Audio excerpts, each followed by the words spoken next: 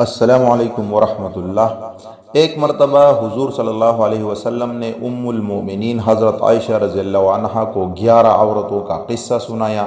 یہ حقیقت میں حضور صلی اللہ علیہ وسلم نے ان سے دل لگی کی، جس کا مقصد غالباً حضرت عائشہ رضی اللہ عنہا کو خوش کرنا تھا۔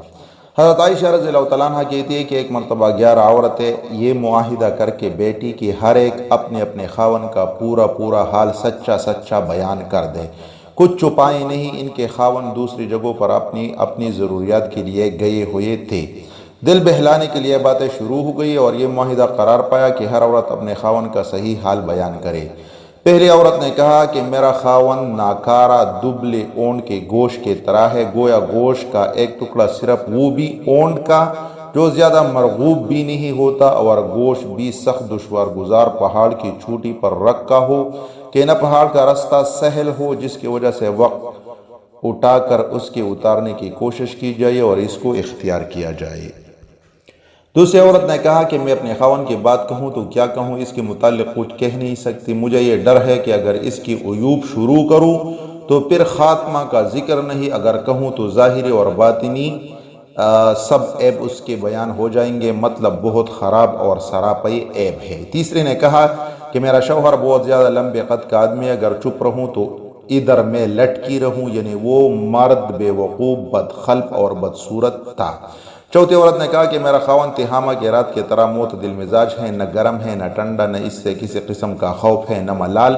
یعنی نہ زیادہ چاپلوسی کرتا ہے نہ ہی بیزار رہتا ہے۔ پانچویں عورت نے کہا کہ میرا خاوند جب گھر آتا ہے تو چیتا بن جاتا ہے، اور جب باہر جاتا ہے تو شیر بن جاتا ہے، اور جو کچھ گھر میں ہوتا ہے اس کی تحقیق نہیں کرتا۔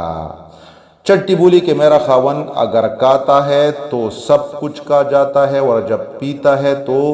سب چڑھا جاتا ہے، جب پیتا ہے تو اکیلے ہی کپڑے میں لیٹ جاتا ہے،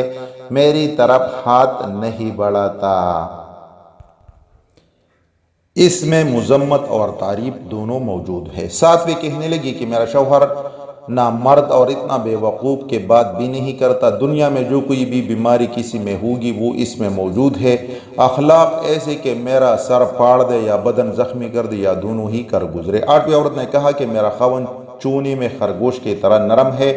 مزاج ہے سخت اور بدخو نہیں ہے۔ نویں عورت نے کہا کہ میرے خاوند کا نام مالک ہے، مالک کا کیا حال بیان کروں، وہ ان سب سے جو اب تک کسی نے تعریف کی ہے، یا ان تعریفوں میں سے جو میں بیان کروں گی بہت زیادہ قابل تعریف ہے۔ اس کے اونٹ بکثرت ہے جو اکثر مکان کے قریب بٹھائے جاتے ہیں، چراگاہ چرنے کے لیے کم جاتی ہے، وہ اونٹ جب باجا کی آواز سنتے ہیں تو سمجھ لیتے ہیں کہ اب ہلاکت کا وقت آ گیا۔ اس طرح 10ویں عورت نے بھی اپنا قصہ بیان کیا، اور 11ویں عورت ام زرعہ نے کہا کہ میرا شوہر ابو زرعہ تھا، ابو زرعہ کی کیا تعریف کروں، زیوروں سے میرے کان جھکا دیے اور چربی سے میرے بازو پر کر دیے، مجھے ایسا خوش و خرم رکھا کہ میں پسند اور عجب میں اپنے آپ کو بلی لگنے لگی۔ مجھے اس نے ایسے غریب گھرانے میں پایا تھا جو بڑے تنگ دستی کے ساتھ چند بکریوں پر گزارا کرتے تھے، اور وہاں سے ایسے خوشحال خاندان میں لے آیا تھا جن کے یہاں گھوڑے اور اونٹ، کیتی کے بیل اور آسان، یعنی ہر قسم کے ثروت موجود تھے۔ میں دن چڑھے تک سوتی رہتی تو کوئی جگا نہیں سکتا تھا، کھانے پینے میں ایسے ہی وسعت کہ میں سیر ہو کر چھوڑ دیتی تھی اور ختم نہ ہوتا تھا۔ ابو زرعہ کی ماں بھلا اس کی کیا تعریف کروں، اس کے بڑے بڑے برتن ہمیشہ وسیع رہتے تھے، اس کا مکان نہایت وسیع تھا۔ اس طرح ابو زرعہ کے بیٹے کی میں کیا تعریف کروں، وہ بھی نور علی نور،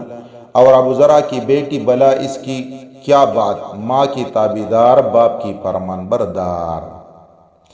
ابو زرعہ کی باندی کا کمال کیا بتاؤں، ہمارے گھر کی بات کبھی بھی باہر جا کر نہیں بتاتی تھی، کھانے تک کی چیز بھی بلا اجازت خرچ نہیں کرتی تھی،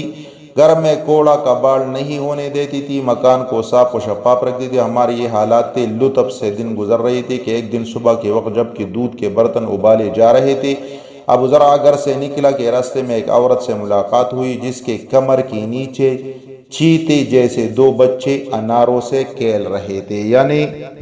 عورت کے دونوں پستانوں سے کھیل رہے تھے۔ بس وہ کچھ ایسی پسند آئی کہ مجھے طلاق دے دی اور اس سے نکاح کر لیا۔ اس کے بعد میں نے ایک سردار شریف آدمی سے نکاح کر لیا جو شاہ سوار ہے اور سپگر ہے، اس نے مجھے بڑی نعمتیں دی اور ہر قسم کے جانور، اونٹ، گائے، بکری وغیرہ وغیرہ ہر چیز میں سے ایک ایک جوڑا مجھے دیا، اور یہ بھی کہا ام زرع خود بھی کہا اور اپنے میکے میں جو چاہے بیچ دے، لیکن بات یہ ہے کہ اگر اس کے سارے عطاؤں کو جمع کروں تب بھی ابو زرع کی چھوٹی سی چھوٹی عطا کے برابر نہیں ہو سکتی۔ حضرت عائشہ رضی اللہ تعالیٰ عنہ فرماتی ہے کہ حضور اکرم صلی اللہ علیہ وسلم نے یہ قصہ سنا کر مجھ سے یہ ارشاد فرمایا کہ اے عائشہ، میں بھی تیرے لیے ایسا ہی ہوں جیسا کہ ابو زرع ام زرع کے لیے تھا۔ دوسری روایت میں آتا ہے کہ حضور صلی اللہ علیہ وسلم نے فرمایا مگر میں تجھے طلاق نہیں دوں گا۔ یہ اس لیے کہا کہ ابو زرع نے ام زرع کو طلاق دی تھی۔ طبرانی کی روایت میں حضرت عائشہ رضی اللہ تعالیٰ عنہ نے اس پر فرمایا کہ حضرت ابو زرع کی کیا حقیقت ہے، میرے ماں باپ آپ پر قربان، آپ میرے لیے اس سے بہت زیادہ بڑھ کر ہے۔ جزاکم اللہ خیر۔